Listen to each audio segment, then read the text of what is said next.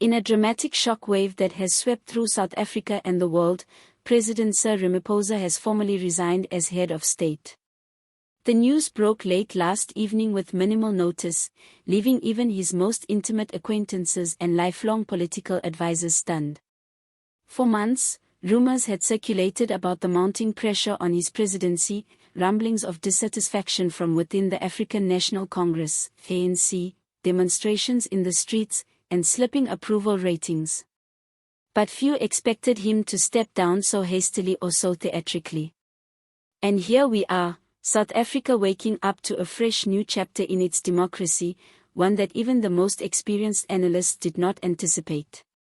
Ramaphosa's resignation was framed as an act of altruism, a placing of national need before individual ambition. His words to the nation were contained, unruffled, and laden with historical gravitas.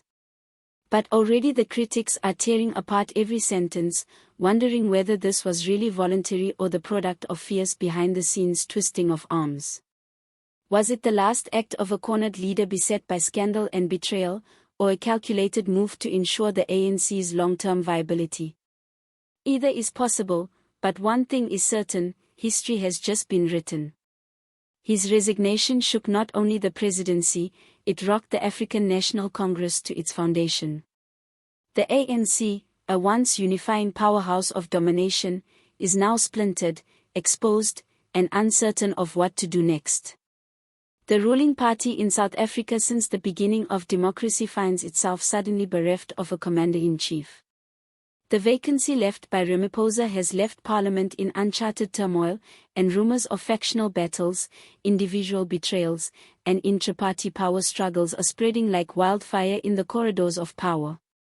Others in the ANC suspect Ramaphosa was intentionally driven out by competitors who have long been eager for party control. Still others suggest that the crushing burden of constant corruption scandals, South Africa's debilitating energy crisis, and the increasing irritation of an impatient public simply became too much for him to handle. Whatever is true, the ANC's formerly dominant image has never seemed weaker. Its aura of invincibility, the notion that it alone was capable of holding the nation together, has been destroyed. And yet, perhaps the most jolting turn of events of all is not Ramaphosa's resignation itself, but what came after. It isn't another faction of the ANC advancing to take over the leadership gap. It isn't a compromise candidate brought forward in an emergency session. It's the Democratic Alliance, DA, the ANC's most stable opposition for decades, that has taken over the government. For the first time in the history of South Africa, DA is staking its claim to national leadership in what amounts to a political earthquake. The DA leader John Steenhuisen, who has long positioned himself as the reform voice, was in no hurry to speak to the nation. In a measured but ardent speech, he vowed to bring in a new era of transparency, accountability, and efficiency. His language bore the tone of both victory and urgency, recognizing that this moment in history brings not just opportunity but also great responsibility. He recognized the profound fissures that have divided the country: a stagnant economy, high levels of unemployment, poverty, and Eskom's persistent power outages. Steenhuisen vowed that his party would be the savior of South Africa from the edge, stating that the days of rampant corruption and broken promises are over. The reaction of the people has been nothing less than explosive. Throughout Johannesburg, Cape Town, Durban, and more, the streets buzz with fiery debates on this dramatic turn of events, in cafes and taxis, on campus and on township roads. South Africans are arguing what this might hold for their future.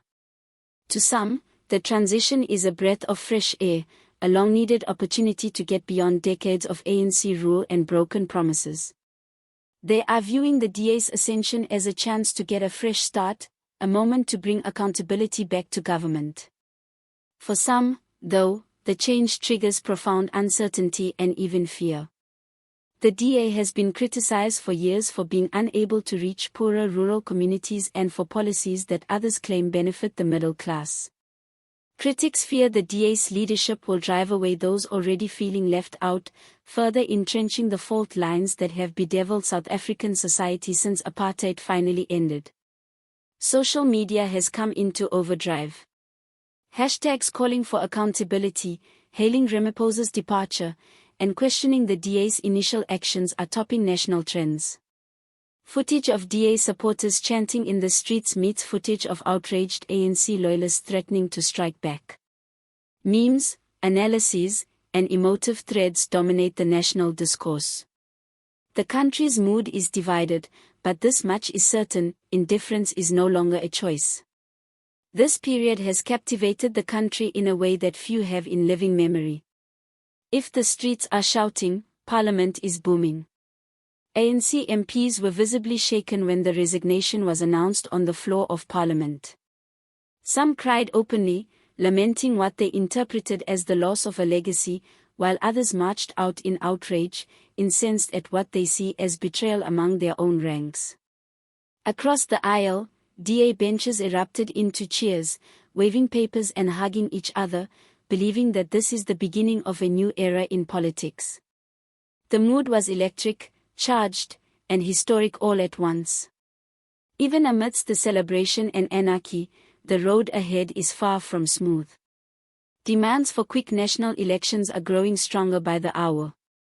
Most South Africans are convinced that it should be the people, not parliamentary machinations or behind-the-scenes deals, who determine the future government of the country.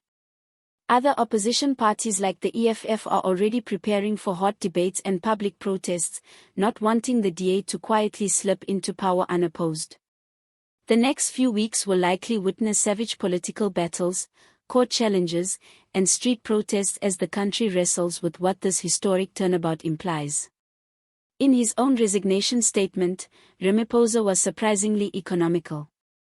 He mentioned reflection deep within him, the necessity for renewal, and his abiding love for the nation that he has served. But beyond those finely crafted sentences, he divulged very little. He did not mention his legacy, his controversies, or the surrounding suspicions that have shadowed him during recent years.